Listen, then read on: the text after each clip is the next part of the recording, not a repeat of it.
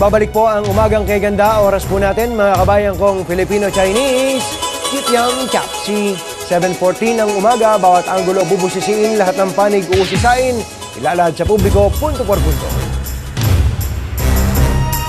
10 o mayorya sa mga maestrado ang nagsabi na tama ang pagkansela ng Presidential Agrarian Reform Council sa stock distribution plan ng Hacienda Luisita.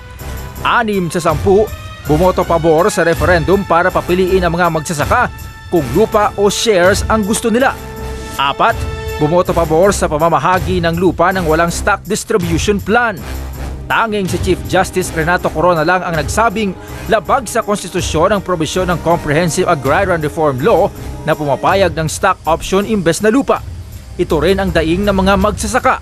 Ayon sa ambala na kinabibilangan ng higit 5,000 magsasaka ng hacienda, dapat tinuldukan ng SC ang issue ng legalidad ng stock option.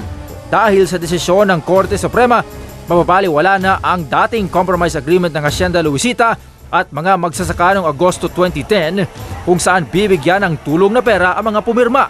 Hindi naman nasiyahan ang mga militanteng grupo sa desisyon. Tiyak daw kasing papabor sa mga kuhuangko ang referendum. Sa ngayon, tikong bibig pa ang Malacanang sa issue.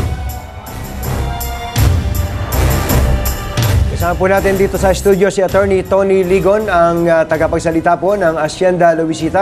Attorney, morning. Magang kay ganda po sa inyo. Umaga. At andito rin po si Congressman Teddy Casino ng Bayan Muna. Congressman, Magang kay ganda. magang kay ganda po sa inyo. At ang acting president po ng Luisita Workers Union ay makakausap po natin si Calito Bais ba? Tama ba? Calito, umagang kay ganda po sa inyo. Magandang umaga, bayan. Opo, magandang umaga po sa inyo. Unang-una po, ano po ang sentimiento ng mga magsasaka dyan po sa Hacienda Luisita sa desisyon po ng Supreme Court? Yun na nga, no, yung kagaya ng mga napabanggit ko, ang desisyon ng Supreme Court, karamihan din sa mga mamamayan dito sa Hacienda Luisita, lalo-lalo na yung mga beneficiaryo, dismayado dahil doon sa nakisama yung referendum. Opo. Bakit po? Bakit po naman? Hindi po ba ang referendum ay magbibigay din ng daan para po mamili talaga kayo? Ayun na nga, no, sasabi, riniboke yung STO. Pagkatapos may referendum na papamimiliin kung gusto ba ng stock or lupa. Doon pa lang, revoke na nga pagkatapos STO magre-referendum pa. At alam naman namin sa kasaysayan, no, pagka nagkaroon ng referendum dito sa Hacienda Luisita, nakakatakot, nakakangamba. Alam naman namin gagawin lahat ng mga Panginoong may lupa ng pamilya Kuwangko, ang lahat-lahat para makakuha nila yung majority. Yun ang pinangangambahan mga manggagawang bukid, yung mga tunay na beneficiaryo. Opo. Okay, sandali lang po. Attorney Ligon, hindi ko lang po masyadong naintindihan yung desisyon ng Supreme Court no sa aspeto ng botohan sa referendum po. Tama po ba na secret balloting po ito? Nakalagay, nakasado sa dispositive portion, Anthony, na sa ngayon, ang sinasabi ng ating katasang hukuman, ang 6,296 ay bibigyan ng pagkakataon na mamili kung mananatili sila sa hacienda or kung pipiliin nila ang lupa. Ang kaibahan nito nung nakaraan sa compromise agreement noong 1989, mas malaki ang coverage, Anthony. Opo. Kaya we welcome the decision dahil nakakabuti rin yun sa legitimate farm workers beneficiary. So doon po sa desisyon ng Supreme Court, sino po panalo doon? Well, I would say parehong partido ang tinitingnan ng Korte Suprema sapagkat una, hindi sinabi ng Korte Suprema na unconstitutional ang stock distribution option. Apo. Ang niliwanag ng ating kastasang hukuman, ang pamamahagi ng lupa ay hindi necessary katugma ng land reform. Apo. Bagkus ang pamamahagi din naman lupa pwedeng mangyari sa tinatawag na collective ownership na kung saan ang korporasyon ang magmamay-ari at kasama doon ang mga manggagawang bukid. Apo. At sinabi ng Korte Suprema yan.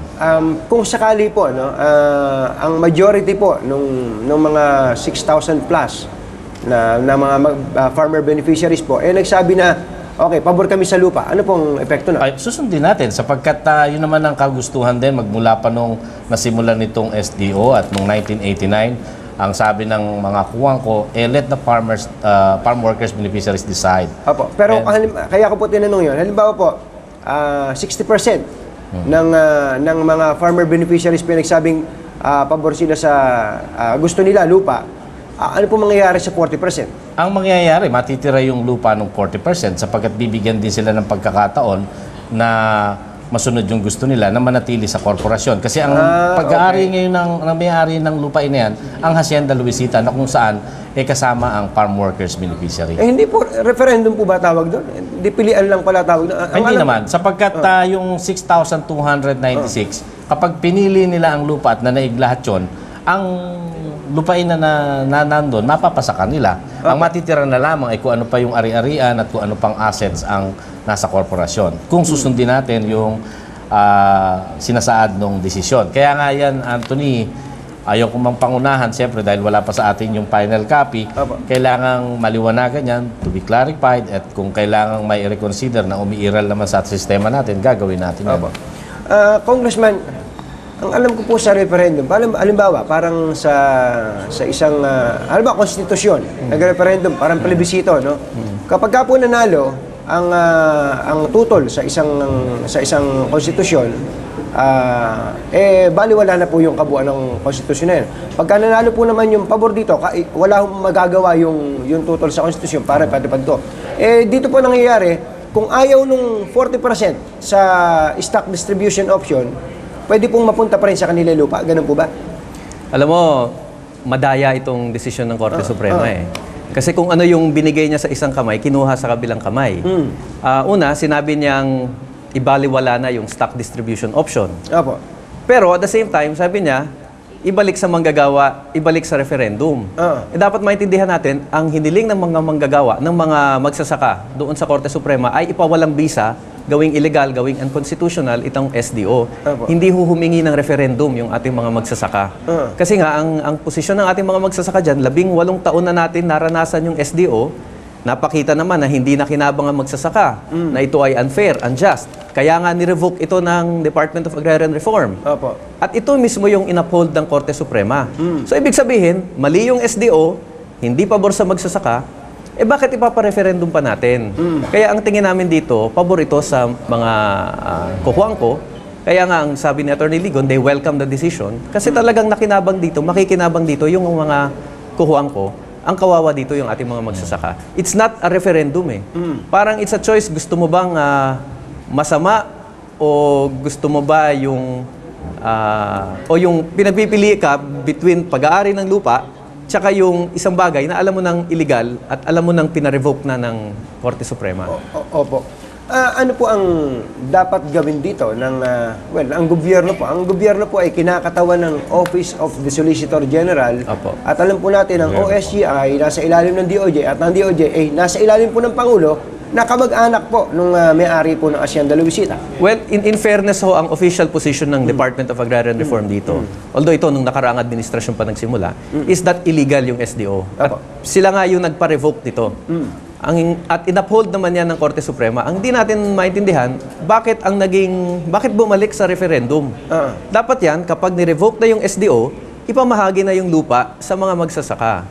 Because in the first place, yung pagmamay-ari ng lupa na yan ng mga kukuangko ay nakakondisyon that 10 years after makuha nila yung lupa, ipamimigay talaga yan sa mga magsasaka. Siguro, naging konsiderasyon din ng Korte Suprema dahil ang Pangulo direktang ay may-ari nung kukuangko estate, hindi nila binangga ng todo. Yan ang isang apprehension natin. Ano po siguro, Anthony, ginagalang ko yung opinion ng kasama nating si Teddy, Congressman Teddy, pero hindi ako sumasang-ayon kasi unang-una sinabi ng ating kataas-taasang hukuman, hindi namin sakop yung ginawa ng Kongreso na kung saan ay membro sana, ginawa yung Comprehensive Agrarian Reform at sinabi ng maliwanag ng Korte Suprema na ang social justice o katarungang panlipunan ay hindi lamang sa isang grupo, kundi para sa lahat. At ang pagpapatupad ng reforma sa lupa ay hindi yung direktong pamimigay lamang sa individual, kung hindi collective ownership. At ni-recognize yung Section 4 in relation with Section 31 of Republic Act 6657 na ginawa ng Kongreso. Sabi nga ng Korte Suprema, nung sigawa ng Kongreso yung batas na yan, Opo. isinasalang-alang namin na pinag-isipan nila ang konstitusyonalidad at lahat ng umiiral na batas. Kaya hindi namin pwede rin pakialaman. Isa lamang yun sa dahilan. At pangalawa nga, nabanggit na yung pagpapatupad ng tinatawag na reforma, hindi lang yung diretsong land to the landless. Opo. Pero, attorney, alam po naman natin na marami pong ginagawang batas ng Kongreso na saliwa po sa konstitusyon, di po ba?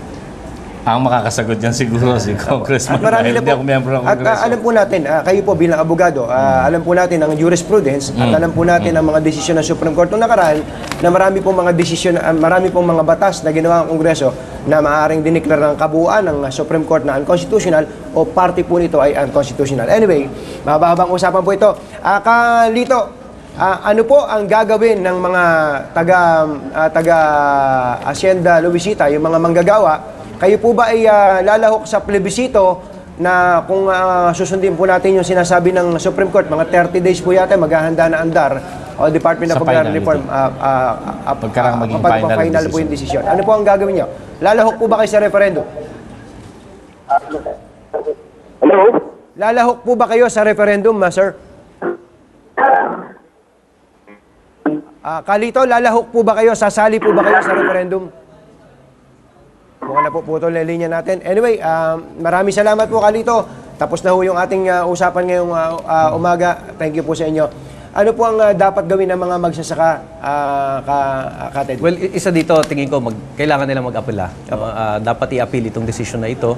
May 15 days pa naman para gawin yan. Dapat. Pero ang importante kasi dito, nakita na natin, dito sa stock distribution option, ang kalaban ng magsasaka dito, yung may-ari ng lupa, yung mga accountant nila, yung mga abogado nila, talagang talong-talo. No? Ang nangyaring resulta niyan, may kapirasong papel sila, nagsasabing sila may-ari ng lupa, pero wala silang control sa lupa. Ang kinikita nila ay mas maliit pa kaysa sa nung dating hindi sila may-ari ng lupa.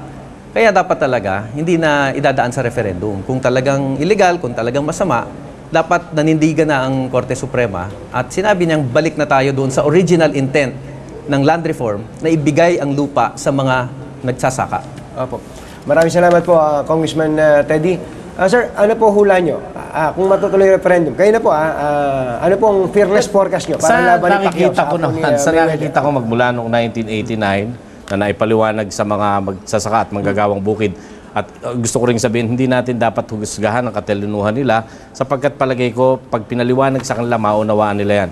Sa tingin ko naman, papiliin pa rin nila ang makakabuti sa kanila. Ngayon, ang pamahalaan, sa ngayon ng pamahalaan, Department of Agrarian Reform ay kasama rito. Kaya pagtiwalaan natin yung ahensya na yan. Sapagkat kahit nung oral argument, ang Solicitor General at Department of Agrarian Reform para sa revocation o unconstitutional ng SDO. Pero sabi ng Korte Suprema at sasabihin ko rin kay kasamang Teddy na pagtiwalaan din natin ang ating katastasang hukuman. Bagamat hindi tayo sang-ayon sa mga iba nilang desisyon, nandyan yung umiiral nating sistema. We have to respect that. Attorney Ligon, sir, maraming salamat po sa inyo at umagang kaganda po sa inyo. Mga kapamilya, simple lang po ang pagkakaintindi natin sa Agrarian Reform Program mula pa ho nung panahon ni Kong Dadong na airpods ni Ginang Gloria Macapagal Arroyo. Bigyan po ng lupang mabubungkal ang mga lehitimong magsasaka. Lupa po ang usapan, hindi po sertipiko, hindi po stocks, hindi po pera. Lupa, period. Ang nakakalungkot lang po kasi, naimbento po yung stocks distribution option sa lupang pag-aari pa naman ng angkan, kahit nga ba by affinity lamang, ng itinuturing nating bayani na si Ninoy Aquino. Na kung babalikan po natin sa kasaysayan, kasama pong nagtulak ng lupa para po sa mga aliping maglulupa. Nalupig po ng ganitong uri ng opsyon ang ultimong layunin ng reformang agraryo. Mawalang galang po sa ating mga kagalang-galang na maestrado, pero ang inyo pong win-win solution ay magiging lisensya po ng mga malalaking landlord sa iba pang panig po ng kapuluan na imbis po na lupa, pwede pong alukin ng paintings o stall sa palengke ang mga magsasaka. Sus Mariano Kaindo. Naintindihan po natin ang paninindigan po ng Hacienda Luisita. Kung sa kanila pong paningin nakabubuti po sa mga magsasaka, ang stocks, okay po doon. Ang sinasabi po natin, para po sa iba pang mga landowners, landlords sa buong kapuluan. Huhulaan ko po, mananalo po sa referendum ang stocks.